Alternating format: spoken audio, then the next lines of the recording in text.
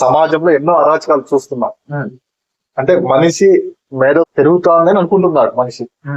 మనిషి పాతాళానికి వెళ్తున్నాడు.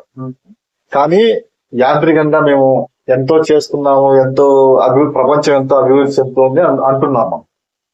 కానీ రోజు రోజుకు క్షణము దిగజారడమే. ఇప్పుడు చేసే అరాచకాలు ఎట్లున్నాయంటే, ఒక నడి రోడ్డు మీద ఒక వ్యక్తిని ఏమి చేసినా క్వశ్చన్ చేసేవాడు లేడు పక్కన. అంత దయనీయ పరిస్థితిలో ఉంది. ఇలాంటి పరిస్థితుల్లో ఇంతమంది దుర్మార్గుల మధ్య ఈ ప్రపంచం ఏ విధంగా మంచిగా నడుస్తోంది? ఎందుకు నడుస్తోంది మంచిగా? ఏ కారణం చేత? దీనికి ఉన్న మహా కారణం ఏంటి? గం గణపతియే నమః, ఐం సరస్వతియే నమః, శ్రీ గురుభ్యో నమః. మా గురుగారైనటువంటి మహంతి హిమాలయగిరిజీ మహారాజ్ వారి పాదపద్మములను మనస్సులో స్మరించుకొని, లోకంలో మంచి చెడ్డ అనేది రూపాయి కాయిన్కి చెక్క బొమ్మ లాగా రెండు. మాయా ఉంది, మాయాతీతము ఉంది. అది లేకపోతే ఇది లేదు. బురద కంపును చూసి, గులాబీ వాసన చూసి ఆహా అని ఆనందిస్తున్నావు అంటే, ఆ బురద కంపును అనుభవించి అది చెడ్డదని గుర్తించి ఆ తర్వాత ఈ మంచిదాన్ని నువ్వు ఆస్వాదించి ఆనందించగలుగుతా ఉండవు. ఆ బురద అనేది లేకుండా అంతా గులాబీలే ఉంటే నీకు గులాబీ ఆస్వాదన అనేది తెలియదు. తో అతి సత్యకాలం అని చెప్పబడేటువంటి కృతయుగంలో కూడా హిరణ్యకశిప హిరణ్యాక్షులు లాంటి రాక్షసులు, మధుకైటవులు అనే రాక్షసులు, అంటే ఇదేంటి, మానవ స్వభావంలో ఈ రెండు ఎప్పుడు కలిసి ఉంటాయి. మానవుడి ఉత్తమమైన లక్షణం ఏంటంటే సర్వే జనాం సుఖినో భవంతు, సర్వే జనాం సుఖినో భవంతు అన్నది మానవుడి లక్షణం. అది ఎక్కడ కొరవడిపోతుంది అంటే నా అనే స్వార్థం పెరిగిపోతా ఉంది. ఎవడు ఎట్ల పోయినా పర్వాలేదు, నేను బాగుంటే చాలు. ఇది ఎంత పెరిగినప్పటికీ లోక కళ్యాణం కోసం కొంతమంది మహానుభావులు తపస్సు చేస్తూ ఉన్నారు హిమాలయాలలో. వాళ్ళ తపస్ఫలితము ఈ దుర్మార్గం మరీ పెచ్చరిల్లిపోకుండా చేస్తాం.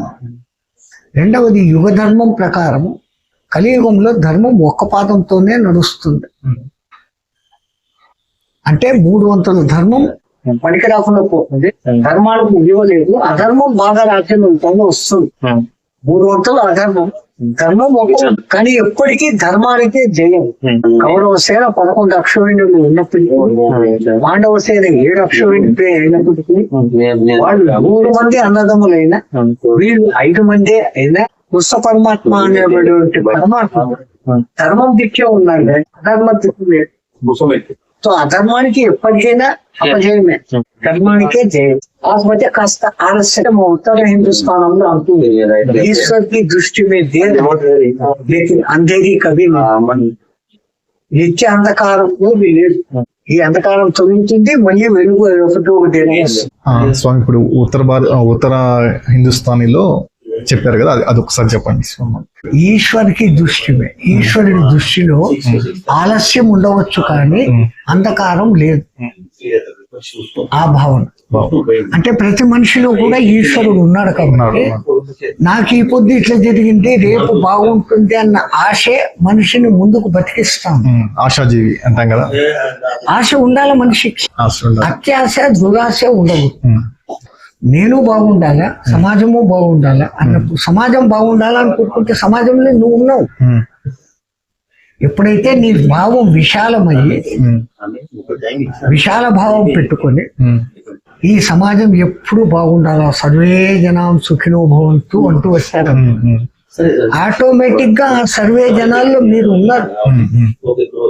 కానీ కొంతమంది అందరూ బాగుండాలి, అందులో నేను ఉండాలి అంటారు. అదొక మూర్ఖపు మాట. నువ్వు అన్ని అనుకుని అందులో ఉన్నట్లే నువ్వు అందరూ అన్నప్పుడు, ఇప్పుడు హైదరాబాద్ లో ఉన్న వాళ్ళందరూ బాగుండాలి అంటే ఏమైంది? హైదరాబాద్ లో నువ్వు ఉన్నావు, హైదరాబాద్ లో ఉన్న వాళ్ళందరూ బాగుండాలి అన్నావు, అయిపోయింది. నువ్వు ఉన్నావు దాంట్లో. హైదరాబాద్ లో ఉన్న వాళ్ళందరూ బాగుండాలి, వాళ్ళలో నేను కూడా ఉండాలి అంటే నువ్వు ఉన్నావు కదా. అంటే మనిషి ఆలోచనలు అట్లా తన స్వ అనే స్వార్థం దిక్కుపోతుంది. స్వార్థం దిక్కు కాకుండా మనిషి స్వభావంలోకి మనం పోతాం. స్వభావం ఒక్కొక్కడి భావం ఒక్కొక్కడి లెక్కన ఉంటుంది. లోకో భిన్న రుచి అంటాం కదా. ఖచ్చితంగా ముఖే సరస్వతి.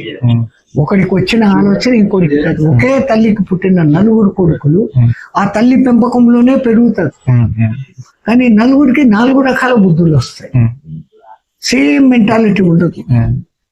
అది ఉంటే ఆ భిన్నత్వం ఉన్నప్పుడే ఆనందం. అంతా ఏకత్వం అయినప్పుడు ఏమీ లేదు కదా. ఇంకోటి స్వామి, గొప్పగా వర్ధిల్లిన గొప్ప గొప్ప ఆశ్రమాలు, మఠాలు, బ్రహ్మంగారి మఠం కావచ్చు, ఈరోజు మలయాళ స్వామిది కావచ్చు, ఎందుకు ఈ విధంగా దిగజారిపోవడము? అది దీంట్లో ఉన్న మాయ ఎందుకు? ఆశ్రమ వాసులు, ఉత్తరాధికారులు, ఉన్న అధికారులు నా అనే భావనలోకి వస్తున్నారు. ధనం మీద వ్యామోహం పెంచుకుంటున్నారు. అసలైన పీఠాధిపతి ధన వ్యామోహం లేకుండా నా ఆశ్రమం బాగా జరగాలి, నిత్యాగ్ని నిత్య హోమాలు జరగాలి, 10 మందికి నిత్యము ఇక్కడ అన్నదానం చేయాలి అనే మహత్తర సంకల్పంలో ఆ మహానుభావుడు ఉంటాడు. కానీ వచ్చి చేరిన శిష్యులు ఉంటారు. వాళ్ళలో ఎవరికో ఒకరికి ఇక్కడ ఇంత వస్తుంది, నేను ఇంత జోబులో వేసుకుంటే ఏమి లే అనే భావన పుడుతుంది. వాడిని చూసి ఇంకోటికి, వాడిని చూసి ఇంకోటికి, ఇంకా అక్కడ ఈ తేడాలు రాను మొదలు పెడతాయి. ఎక్కడ మొదలవుతుంది? ధన సంపాదన అనే వ్యవహారము ఆశ్రమంలో ఎంటర్ అవుతాను. ఆశ్రమము అంటేనే అందరికీ ఆశ్రయం ఇచ్చేది, ఆశయాలను నెరవేర్చేది ఆశ్రమం. శ్రమ లేకుండా ఉండగలిగిన చోటు అన్నట్టుగా మారింది. ఆశ్రమం అయిపోయింది. ఆశ్రమం అనే అర్థం, విశాల అర్థం పోయింది. ఆశ్రమం ఏ శ్రమం లేకుండా కూర్చొని నేను స్వామిని నాకు ఇంత డబ్బులు అంటే వచ్చేస్తాయి, ఈ డబ్బులు తీసుకొని నేను బ్యాంకులో వేసుకుంటా, కార్లు కొనుక్కుంటా, తిరుగుతాను, నా సంసారం ఉంది అనుకుంటా అంటారు. సంసారాన్ని వదిలేసినామని చెప్పి సంసారంలో పడిపోతా ఉన్నారు. అదే మా అంకుల్ గారు లాయర్ పవన్ కుమార్ రెడ్డి గారు ఉన్నారు. వారు ఒక గోసి కథ చెప్పినాడు. ఫస్ట్ ఏంటంటే ఈ సన్యాసి ఏం చేస్తాడంటే గోసి ఆరేస్తాడు, ఆరేసినాక ఎలక కొరుకుతాడు. గోపీనార్థం మౌకుతో వేషం అనేసి కథ అది. ఆ ఎలక కోసం పిల్లిని తెస్తాడు, ఆ పిల్లి కోసం ఇంకోటి పాలు కావాలని ఆవును తెస్తాడు, ఆవును మేపేదాని కోసం అని చెప్పేసి భార్యను తెచ్చుకుంటాడు. సంసారం అయిపోతుంది. అట్లా ఏంటంటే వీళ్ళు దిగజారిపోతున్నారు పూర్తిగా. అదే చెప్తున్నానే, కేవలము నేను ఆశ్రమంలో ఉండి వేదాలు నేర్చుకొని నలుగురికి వేద బోధన చేసి మంచి సత్సంగాలు చేసి నలుగురికి ఉపయోగపడతాను అనుకున్న వచ్చినోడు అక్కడ వస్తున్నటువంటి ఆ డబ్బులు, చందాలు, ఆ మర్యాదలు చూసి దాని భ్రమకు లోనయ్యి ధనం మూలం ఇదం జగత్ అనే దానికి మారిపోతుంది. ఒక్కసారి అట్లా మారినాక ఆ ధన సంపాదన కోసం చెయ్యని తప్పులు కూడా చేస్తాడు, చెయ్యరాని తప్పులు కూడా చేస్తాను మొదలు పెడతాడు. కానీ వాడు గమనించింది ఏంటి అంటే, ఎంత సంపాదించినా ఏదో ఒక రోజు అది ఇక్కడ వదిలిపెట్టి పోవాల్సిందే. శ్రీ లక్ష్మణరావు గారు అని ఒక ఆయన ఉండేవాడు. ఆయన ఎక్కడైనా ఉపన్యాసాలు ఒక మాట అనేవాడు. ఎవడో ఒక ఆయన ఇంకో ఆయన్ని పిలిచి ఈ కనపడే భూమి అంతా నాదే అన్నాడంట. అప్పుడు ఆ భూమి పక్క నవ్విందంట. ఎందుకే నవ్వుతాడు అన్నాడు. మీ తాత అదే మాట అన్నాడు, ఆడు ఉన్నాడు సమాధి. మీ నాయన అదే అన్నాడు, ఈడు ఉన్నాడు. కలిపేసుకుంటాడు. ఈ పొద్దు నువ్వు అంటాడు, నువ్వు నాలోకే వచ్చేస్తావు, నేను మట్టుకుంటా. ఎవడురా నీది నాది, నేను నువ్వు అనే దానికి ఎక్కడరా ఉంది అని ఈ విషయం కనుక్కోలేకపోతాడు జనాలు. కోట్లు సంపాదిస్తాడు, మన వాళ్లకు ముని మన వాళ్ళ వరకు లెక్కలేసుకుంటాడు. కానీ నువ్వు రేపు ఉంటావా లేదా నీకు తెలీదు. రేపు నువ్వు చేసిన బండారం బయటపడినాక నువ్వు ఎంత అధమ స్థితికి వెళ్ళిపోతావో తెలీదు. నీ మూలంగా ఆ ఆశ్రమానికి ఎంత చెడ్డ పేరు వస్తుంది తెలీదు. ఎప్పుడైతే డబ్బుకు ప్రియారిటీ చేస్తో డబ్బు గబ్బు అయిపోతుంది. డబ్బు దానికి ఇంకో పేరే గబ్బు. డబ్బుకు ఉన్న పేరు మరో పేరు గబ్బు. బుద్ధి మీద మబ్బు కమ్మేస్తుంది. బుద్ధి మీద మబ్బు కమ్మేస్తుంది, గబ్బు అయిపోతాడు. డబ్బు మబ్బు గబ్బు. మన వేమన చెప్పిన దాంట్లో కూడా భూమి నాదనినా భూదేవి పక్కును నవ్వింది అనేసి, అదే ఇప్పుడు నేను చెప్పిన దానికి మళ్ళీ నేను చెప్తున్నాను సేమ్. అదే ఈ ఏకం సత్య విప్రాబోధ అని ఉన్న సత్యాన్ని అనేక మంది అనేక రూపాల్లో చెప్తారు. ఎవరు చెప్పినా ఉన్న సత్యం అదే. అదే పరమార్థం వచ్చేసి సూర్యుడు తెల్లగా ఉన్నాడు, ఇది సత్యం. ఎవరు చెప్పినా అదే చెప్తారు.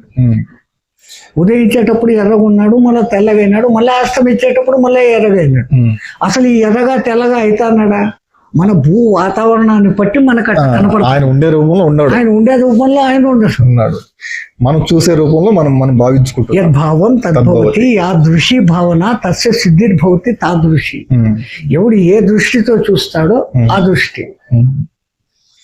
ఆయన్ను చూడంగానే ఒక మహానుభావుడు అని నేను అనుకుంటే నాకు ఆ ఇంప్రెషన్ పడిపోయింది అంటే ఆయన చెడ్డ పని చేస్తున్నా నాకు ఆయన దృష్టిలో మహానుభావుడే. ఎందుకంటే నేను ఆ విధంగా అట్రాక్ట్ అయిపోయినా, నేను ఒక భావం ఏర్పరచుకున్నా, దానిలోంచి నేను బయటికి రాలేదు. కానీ విచక్షణతో ఆలోచించి ఇది మంచి చెడ్డ అని తెలిసినాక ఈయన చేస్తున్నది తప్పు అని తెలిసినప్పుడు తప్పుని ఎత్తి చూపడం. తప్పు ఎంతటి వాడు చేసినా తప్పే. ఒక నక్కీరోపాఖ్యానం అని ఒక కథ ఉంది. ఈ తమిళనాడులో చోళ సామ్రాజ్యం ఉండేది. ఆ రాజు ఎవరైనా మంచి కవిత్వం చెప్తే పాదానికి 1000 వరహాలు చొప్పున డబ్బులు ఇచ్చావు. ఒక్క పద్యం చెప్తే 4 పాదాలకు 4000 వరహాలు. ఆ ఊర్లో ఒక శివాలయం ఉండేది. ఆ శివాలయంలో ఒక పరమ భక్తుడైనటువంటి పూజారి శివ పూజలు చేసుకుంటూ శివుని మీద అద్భుతంగా పాటలు పాడేవాడు. కానీ దారిద్ర్యంలో ఉండేవాడు. శివుడు ఆయన భక్తికి మెచ్చి, ఒరే మీ రాజు అంత మంచోడు కదా, నువ్వు నా మీద ఇన్ని పాటలు పాడతావు, ఆడ పోయి రాజు మీద ఒక పాట పాడు. పాట అంటే ఇన్ని పదాలు ఉంటాయి, 1000 వరహాలు వస్తుందరా, బాగుపడతావు నువ్వు అంటే. శివుణ్ణి పొగిడే నోరుతో మనిషిని పొగడ్డమా? నేను పొగడను, నాకు దరిద్రమే చాలు అంట. సరే నువ్వు పొగడకపోతే పోతేవి, నేను ఒక పద్యం రాసిస్తా, అది తీసుకెళ్ళి చదువు. ఆ పద్యానికి మెచ్చి రాడు డబ్బులు ఇస్తాడు. నువ్వేం మెచ్చుకోవాల్సిన పనిలే, నీ పద్ధతి నువ్వు ఉండు, కానీ నీకు ఏదో విధంగా సాయం చేసి డబ్బులు ఇవ్వాలని నా ఉద్దేశం రా. నేను డైరెక్ట్గా ఇవ్వలేను, నీ కర్మలు అడ్డం ఉండాలి. ఆ కర్మలు తీరేదానికి ఈ మార్గం అని చెప్పి చెప్తాడు. సరే ఈయన బలవంతం మీద ఆ పద్యం తీసుకెళ్ళి చదువుతాడు. దాంట్లో ఏముంటుందంటే కుంజా తిల్కాల తమిళ్లో భలే బాగుంటుంది అది. ఆయన ఏం చెప్తాడంటే, ఒక చల్లని సాయంకాలము హిమవత్ పర్వతం మీద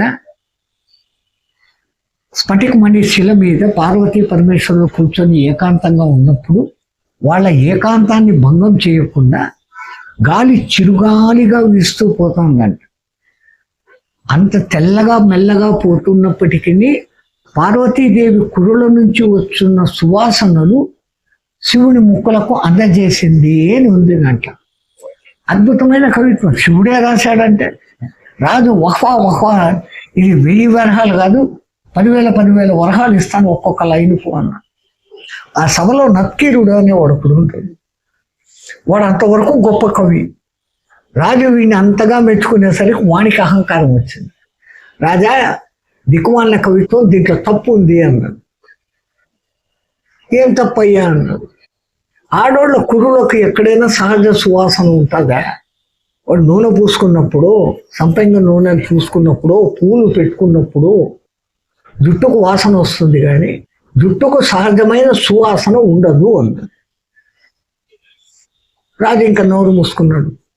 ఈయనకి ఒక్క పైసా రాలే, వెనక్కి వచ్చాడు.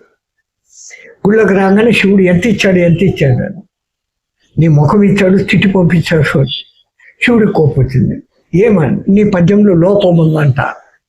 నా పద్యంలో లోపం చెప్పినోడు ఎవడోడు, నేనే పోతానని చెప్పి ఈడు బాపనేషం వేసుకొని శివుడు పోయింది. రాజా, ఆ పంతులకు పద్యం రాసి ఇచ్చినోడిని నేను. మీ సభలో ఎవడో తప్పన్నాడంట. ఎవడాడు? నత్కిరుడు లేచి నేనే. ఏం లోపమయ్యా అన్న. ఆడవాళ్ళ జుట్టుకు సహజ వాసన ఎక్కడ ఉంటుంది? 4 రోజులు స్నానం చేయకపోతే గబ్బు వాసన వస్తుంది. నువ్వు సహజ సౌందర్యము సంపంగ వాసనలు వచ్చింది అని రాశాడు. అది తప్పు. అరే అది ఎవరి కురులు రా? పార్వతీ కురులు అన్నాడు. ఆ లోకంలో పార్వతికి ఉండొచ్చు, మా భూలోకంలో పార్వతికి ఉండదు అన్నాడు. నువ్వు రాసింది తప్పే అంటాడు. ఇంకా శివుడు వానికి ఒక్కడికి కనపడేటట్టు మూడో కన్ను చూపించాడు. 3 కಣ್ಣು பார்த்தான் పర్వాయిల్ల 33 కన్ను பார்த்தான் పర్వాయిల్ల తవరుదా అని అంటాడు. 3 కళ్ళు చూపించినా 33 కళ్ళు చూపించినా తప్పే అంటాడు భూలోకంలో. ఇంకా శివుడికి ఆవేశం వచ్చి తన నిజ రూపం చూపిస్తాడు. నా జన్మ ధన్యమైంది మహాత్మా, నువ్వు పద్యం రాసి వాడు చదివి వినిపిస్తున్నప్పుడే ఇది శివుడి పద్యం అన్న సంగతి నాకు తెలుసు, కానీ తప్పే కదా అంటాడు మళ్ళా. తో తప్పు ఎవరు చేసినా తప్పే. ఈ లోకంలో భూలోకంలో కురులకు సువాసన ఉండదు, వాసన ఉంటుంది.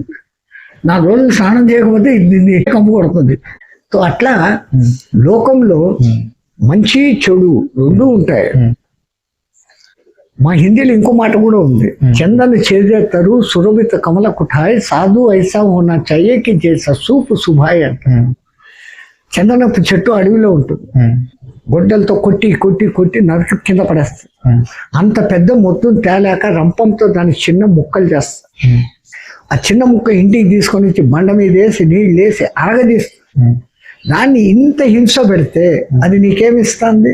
సువాసన, చల్లదనము సువాసన ఇస్తాను. అట్లే సాధకుడు అన్నవాడు చాటలాగా ఉన్నాడట. బియ్యం దంచి వడ్లు చాట్లో వేసి ఇట్లా అంటాం, పొట్టు పోతుంది, గట్టి మిగులుతుంది. తో చూస్తున్న ప్రతి సంఘటనలో మంచి ఉంటుంది, చెడ్డ ఉంటుంది. నీ దృశ్యంలో చెడ్డను వదిలే, మంచిని మాత్రమే స్వీకరించు. హంస నీళ్లు కలిసిన పాలు పోస్తే పాలనే లాగి తీసుకుంటుందంట, నీళ్ళను వదిలేస్తుందంట రాజహంస. అంటే ప్రతి విషయంలో నువ్వు హంసలాగా ఉంది. లోకము అంటే మంచి చెడ్డల సమాహారం. నీకు మంచి అనిపించింది నాకు చెడ్డ అనిపించవచ్చు, నాకు చెడ్డ అనిపించింది ఆయనకు మంచి అనిపించవచ్చు. అది నీ దృష్టి మీద, నీ భావం మీద, నీ అభిప్రాయాల మీద, నువ్వు పెరిగిన వాతావరణం మీద, నీ ఇష్టాల మీద డిపెండ్ అయి ఉంటుంది. ఒకడికి ఆ బొమ్మ చూడంగానే కృష్ణుడు ఎంత అద్భుతంగా ఉన్నాడో అనిపిస్తుంది. వాడు ఏంది కనపడకుండా వాడిని ఎత్తైనంత పూలు పెట్టేస్తారే అని ఇంకోటి అంట. వానికి కృష్ణ సౌందర్యం దాంట్లో కనపడలే, ఆ కనపడుతున్న పూలు కనపడుతున్నాయి, నగలు కనపడుతున్నాయి. ఇది తేడా.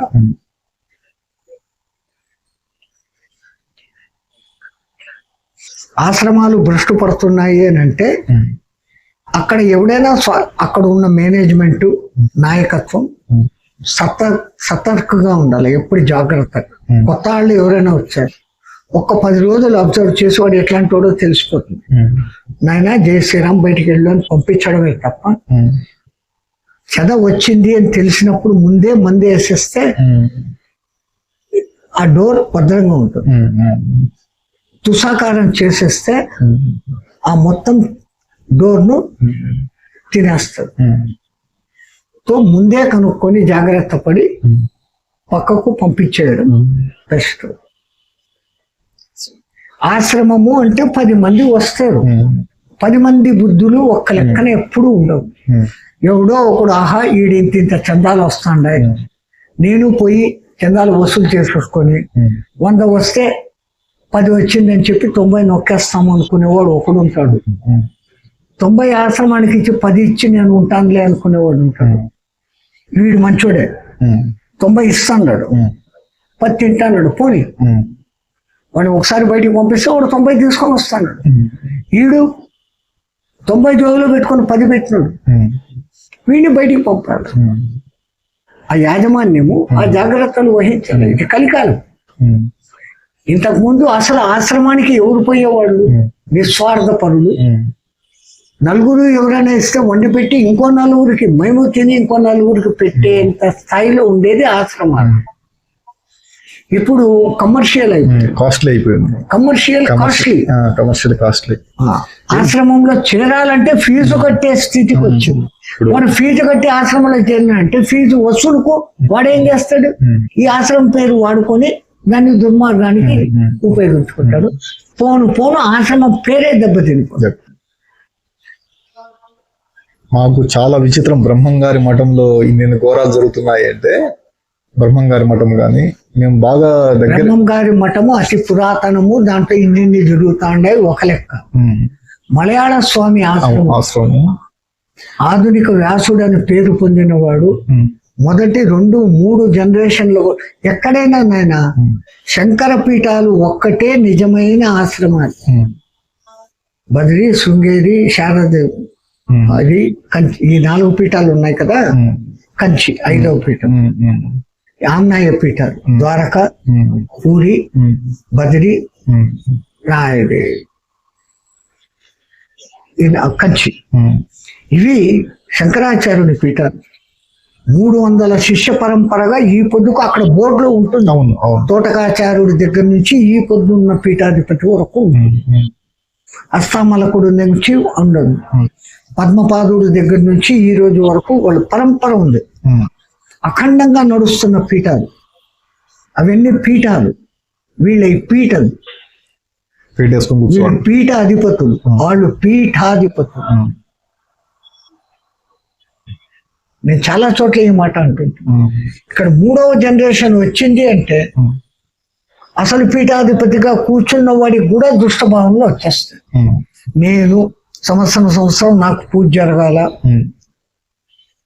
నాకు ఇది జరగాల, నేను చెప్పింది అందరూ వినాల, నాకు కారు కావాలి, నేను ఎక్కడైనా పోతే నాకు విడిది ఏసీ రూమ్ కావాలి. నువ్వేం సన్యాసి మరి? ఈ మార్పులు వస్తాయి. 4వ జనరేషన్ కు ఎవడు పెట్టిన ఆశ్రమమైనా దెబ్బతింటుంది. ఆ లెవెల్లోనే మన మలయాళ స్వామి గది కానీ అట్లే జరిగింది, ఆయనది అట్లే జరుగుతుంది. బ్రహ్మంగారిది కూడా, బ్రహ్మంగారిది మరి ఎన్ని తరాలు జరిగింది. వాళ్ళు నిలబెట్టుకుంటూ వచ్చారు. కానీ ఈ చేరిన జనాలు ఉంటారే, ఏదో ఒక చీడ పురుగు దాంట్లోకి వచ్చేస్తుంది. ఒక్కటి వస్తే చాలు. మొత్తానికి ఏమంటే కాషాయం కసాయిగా మారిపోతుంది. కాషాయం అనేది కసాయిగా మారిపోతుంది. ఆకారానికి డ్రెస్ వేసుకొని లోపల అన్ని బుద్ధులు మానవుడి బుద్ధులుగానే ఉంది. సన్యాసము వేరే, సన్యాసత్వము వేరే. సన్యాసి సన్యాసి సన్యాసి నా కింద నావత్తు ఉన్నవాడు, నా అనుకునేవాడు సన్యాసి. యావత్తు అక్కడ పెట్టేసిన వాడు సన్యాసి. సన్యాసులు తగినారు, సన్యాసులు పెరిగిపోతారు. ఇప్పుడు ఏంటంటే మనం ఇప్పుడు వేరుశనగ విత్తుతాం కదా, అప్పుడు నాసులు అని పక్కన తీసేస్తాం, అవి మొలకెత్తవు, వాటిని నాసులు అంటాం. అట్లా సన్నాసులు, నాసులు సన్నాసులు, నాసి రకం అంటాం కదా మనం. నాసి అట్లా ఆ నాసి రకం ఏంటంటే అదే సన్యాసి అన్నప్పుడు అది వేరే అర్థం, సన్నాసు అన్నప్పుడు ఈ అర్థం వస్తుంది. ఇది నశింపజేస్తుంది, పూర్తిగా నాశనం కలిగిస్తుంది. అసలు దాన్ని పెంచితే అది పెరగదుగా, నాటి ఆ స్థలం వేస్ట్. అట్లా అందుకే అటువంటి కలుపు మొక్కలు ఉంటే ముందుగానే పీకేస్తే అసలు పంటకు నష్టం కాదు. కలుపు మొలకగా ఉన్నప్పుడే పీకేస్తారు. మధ్యలో రైతులు పంటలు వేసి కలుపు పీకుతూ ఉంటారు మధ్యలో ఒక్కొక్కసారి. అట్లా ఎప్పుడెప్పుడు ఆ సమయంలో ఉన్న వాళ్ళు ఎటువంటి వాళ్ళు కొంచెం తోక ఆడిస్తున్నాడంటే తోక సున్నం పెట్టాలి. కలియుగం. స్వామి చిన్న ఇంట్రడక్షన్, మీ బాల్యము అది ఏంటి స్వామి? చాలా అందరికీ చెప్పిందే. నేను 2 ఏళ్ల పిల్లవాడిగా ఉన్నప్పుడు 1918లో హరిద్వార్లో ఏదో మేళా జరుగుతూ ఉంటే ఆ మేళాలో నేను తప్పిపోయానంట. ఏడుస్తూ నేను పోతూ ఉంటే మా గురువు గారైన మాంతి హిమాలయ గిరిజీ మహారాజు వారు నన్ను ఎత్తుకొని చేరదీసి ఏదో తినిపించి ఎవడు బిడ్డ అని అడిగారంట. ఎవరు? మాకు తెలుదు అన్నారు. మేళా అయిపోయింది. నేను ఆయనకు దొరికింది ఏప్రిల్ 2, 1918. అప్పటికి నాకు బహుశా 2 ఏళ్ళు ఉండవచ్చు అని ఆ మహానుభావుడు స్కూల్లో వేసేటప్పుడు 1916 ఏప్రిల్ 2 అని డేట్ ఆఫ్ బర్త్ పెట్టాడు.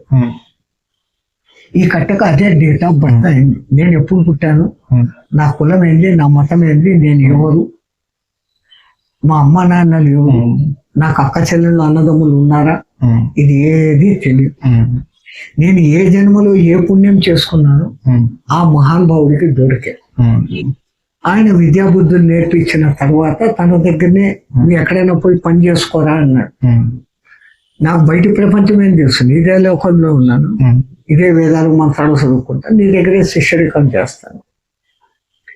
శిష్యుడిగా స్వీకరించినాక 7 ఏళ్లలో కుండలిని యోగం, భారత భాగవతాలు, పురాణాలు, అష్టాదశ పురాణాలు, ఈ ఉపనిషత్తులు, వేదంలో కొంచెం ఒక టచ్, 7.5-8 ఏళ్ళు ఇదంతా నేర్పించి కుండలిలో ఒక స్థాయికి నేను వచ్చాను అని ఆయనకు అనిపించినప్పుడు 1936లో నా డిగ్రీ అయిపోయింది. 45లో నాకు దీక్ష ఇచ్చారు, సంత్ దీక్ష. సంత్ అంటే 5 రోజులకు మించి ఎక్కడ ఒక చోట ఉండకూడదు, ధర్మ ప్రచారం చేసుకుంటూ పోవాలి, అయాచితంగా ఉండాలి, ఇట్లా అనకూడదు, ఎవరైనా ఇస్తే తీసుకోవాలి, ఒక్క పూట భోజనంగా ఉండాలి. నువ్వు 90 ఏళ్ల వరకు ఉండగలిగితే బతికి ఉంటే ఇట్లే ఉండు, గంజాగా ఉండు అన్నాడు. అప్పుడు గంజా అంటే జుట్టు లేకుండా ఉన్నాడు. ఆ తర్వాత కూడా నువ్వు బతికి ఉంటే నువ్వు ఎన్ని పూట్ల తిన్నా, ఎక్కడ ఉన్నా, ఏమున్నా పర్వాలేదు, గంజాగా ఉండాల్సిన పని లేదు అన్నా. ఈ కట్టె ఇంకా బతుకుతానే ఉంది. ఈ జుట్టు మహాగా పెరిగింది, మా కోసం పెరిగింది. ఒకసారి యాక్సిడెంట్ అయి కట్ అయిపోయింది, ఇప్పుడు మళ్ళీ ఈ మాత్రం పెరిగింది. తర్వాత స్వామి, ఈ ఆత్మ సంచారం ఏ విధంగా ఉంటుంది? ఆత్మ సంచారం ఏ విధంగా ఉంటుంది? ఆత్మ సంచరించేదానికి ఇంకో చోటు ఉందా? పరమాత్ముని అచలుడు అని పిలుస్తాను, అంటే చలనం లేనివాడు అని కాదు, చలించేదానికి ఇంకో చోటు లేనివాడు. ఆత్మ సర్వే సర్వత్ర, ఉద్వచ్చ నారాయణ, అధచ్చ నారాయణ, నారాయణ ఉపనిషత్తులో ఉంటుంది, ఇంద్రచ్చ నారాయణ, వరుణచ్చ నారాయణ. అది కాకుండా అన్నిటికన్నా తమాషాగా చెప్పేది ఉద్వచ్చ నారాయణ, అధచ్చ నారాయణ, ఉద్వచ్చ అధచ్చ మధ్యచ్చ నారాయణ, అంతర్బైచ్చ నారాయణ, సర్వవ్యాప్తం నారాయణం అంటారు. ఆ నారాయణం అనేది ఆత్మ. అది ఇందుగలడు అందులేడు సందేహం కూడదు, చక్రి సర్వోపహతుడు అన్నట్టుగా సర్వే సర్వత్ర, ఇక్కడ మీకు నాకు మధ్య ఉన్న గాలిలోని ప్రతి కణము కూడా జీవ చైతన్యమే. ఆ చైతన్యమే ఆత్మ అంటాడు. సమస్త చైతన్యం, సూర్యుడి నుంచి గ్రహాల వరకు, ఈ మన గెలాక్సీ వరకు, పాలపుంత అని చెప్పబడి గెలాక్సీ అంతా కూడా ఆ ఆత్మమయమే. ఆత్మకు చలనం అంటూ లేదు. అది ఒక దేహధారణ చేసినప్పుడు ఈ దేహము చలిస్తాను, దేహము చలిస్తాను, జీవుడు చలిస్తాను. ఇప్పుడు ఏంటంటే దేహధారణ ఏ విధంగా జరుగుతుంది? దేహధారణ ఏ విధంగా జరుగుతుంది అంటే జన్మ కర్మలను బట్టి ఏ తల్లిదండ్రులకు వాళ్ళ రుణానుబంధాలు తీర్చేదానికి లేదా కొత్త రుణానుబంధాలు పెంచుకునేకి ఎక్కడ ఏ ప్రాంతంలో ఎప్పుడు ఎక్కడ పుట్టాలనో ఈ చనిపోయిన జీవుడు మళ్ళీ అక్కడ పుడతాడు. ఈ మధ్యలో చేసిన పాపాల కారణంగా యమలోకంలో సగం శిక్షలు అనుభవించి మిగతా సగము ఇక్కడ జంతు జీవజాలంలో 84 లక్షల యోనులలో తిరుగుతూ మళ్ళీ ఎప్పుడో ఒకసారి అత్యద్భుతము అపురూపము అయినటువంటి ఈ మానవ జన్మ తీసుకుంది. మానవ జన్మకు ముందే ఇంకొక మానవ జన్మ ఖచ్చితంగా ఉంటుంది. ఆ జన్మ నుంచి ఈ జన్మలోకి వస్తుంది. ఇక్కడ మళ్ళీ ఎక్కువ పాపాలు చేసుకున్నామంటే మళ్ళీ మానవ జన్మ దుర్లభం. ఈ మధ్యలో మళ్ళీ కుక్క, పిల్లి, కోతి, ఎలుగుబంటి, సింహం, పులి, చీమ, దోమ, ఏమేమో అవన్నీ అల్ప ప్రాణులు, అల్ప సమయాలు. ఆ బాధలన్నీ అనుభవించి మళ్ళీ ఎప్పుడో ఒకసారి ఆ ఆత్మలన్నీ గాల్లో తిరుగుతుంటే వర్షం పడినప్పుడు వర్షం చినుకులతో కలిసి ఆ ఆత్మ భూమిలోకి వచ్చి అక్కడ ఏదన్నా చెట్టు పెరిగి ఉంటే, పండు పెరిగి ఉంటే ఆ పండులోకి చేరు. ఆ పండు స్త్రీ తింటే శోణితము, పురుషుడు తింటే శుక్లంగా మారి వెయిటింగ్. వాళ్ళిద్దరూ భార్యాభర్తలు అయినాక ఈ శుక్ల శోణితుల సంయోగం. మానవ జన్మ ఎందుకు ఇంత క్లిష్టము అంటారంటే సైంటిఫికల్ గా చూస్తే కూడా నెలకు ఒక్క అండమే విడుదలవుతుంది స్త్రీలకు. అది 3 రోజులే బతుకుంటుంది. పురుషుల్లో లక్షల వీర్యకణాలు ఉంటాయి ఒక్కసారి సంభోగంలో, కానీ ఒక్క వీర్యకణమే అండంలోకి పోగలుగుతుంది. ఆ చాయిస్ ఏ తల్లికి ఏ టైంలో ఎప్పుడు గర్భంలోకి ఇన్ని కొన్ని లక్షల మందిలో ఇన్ని లక్షల ఆత్మలు ఆ వీర కణాల రూపంలో ఉన్నాయి. కానీ వీడికి ఆ కాంటాక్టివిటీ ఆ టయానికి వచ్చినప్పుడు అక్కడ ఆడపిల్లగాను మగపిల్లగాను పుడుతుంది. అంటే మళ్ళీ దాంట్లో XY క్రోమోజోములని వీళ్ళ కాలం సైంటిస్టులు అంటూ ఉన్నారు. ఆ క్రోమోజోముల మార్పులను బట్టి YY క్రోమోజోములు XY క్రోమోజోములు కలయిక అయినప్పుడు ఆడ పురుషుడుగా స్త్రీ పురుషుడుగా జన్మలు తీసుకుంటాను. అది రుణానుబంధ రూపేణ ఏ తల్లిదండ్రులకు వీడు పుట్టాలో దైవ నిర్ణయం ప్రకారం అక్కడ వచ్చి పుడుతుంది. అక్కడ కూడా ఆ గర్భబాధను 9 నెలలు అనుభవిస్తూ 6వ నెల జీవుడు ప్రవేశిస్తాడు. దాని వరకు పిండం పెరుగుతూ ఉంటుంది. 6వ నెలనే తల్లి అనుభూతి చెందుతుంది, నా బిడ్డ కదులుతా అన్నాడు అంటుంది. 5 నెలల వరకు ఆ మాట అందు, కడుపు పెరుగుతుంది అంతే. 6వ నెల తర్వాత 7వ నెల పడుతూ ఉన్నప్పుడు ఆ ఆత్మ అనుభవించాల్సిన జీవుడు ఆ పిండంలోకి వస్తుంది. వచ్చి ఒరే నేను పూర్వజన్మలో అవన్నీ చేసి ఈ కంపు ఈ బురదలో ఇరుక్కున్నాను, ఈ చీకట్లో ఉన్నాను, ఈసారి బయటికి వచ్చి నాకు ఉత్తమంగా ప్రవర్తిస్తాను అని అనుకుంటా ఉంటాడు అంత లోపల. శీర్షోదయమై బయటికి వచ్చినాక ఈ లోకం కనపడంగానే ఆహా ఇదంతా ఎంత బాగుంది, ఇదంతా నాకే కావాలి. అక్కడ నాకే మొదలవుతుంది. ఆ నాకే నాకుడే నాకుడే నాకుడే నాకు నాకు నాకు అంతకాలం సత్యంత వరకు నాకుంటానే ఉంటాడు. అత్యాసకు పోతాడు, ఇంకా ఏమో కావాలంటాడు, నన్ను అందరూ గుర్తించాలా అంటాడు, నేను చెప్పింది అందరూ వినాలా అంటాడు, నేను అందరికన్నా బాగుండాలా. అందరూ బాగుండాలని నువ్వు కోరుకుంటే నువ్వు ఆటోమేటిక్గా బాగుంటావు. ఆ చిన్న కిటుకు మర్చిపోయి నేనే బాగుండాలి, మన భావన తగ్గిపోతా ఉంటుంది. అది కలియుగ లక్షణం. స్వార్థత పెరుగుతుంది. జై గురుదత్త. నమస్తే. జై గురుదత్త. జై గురు.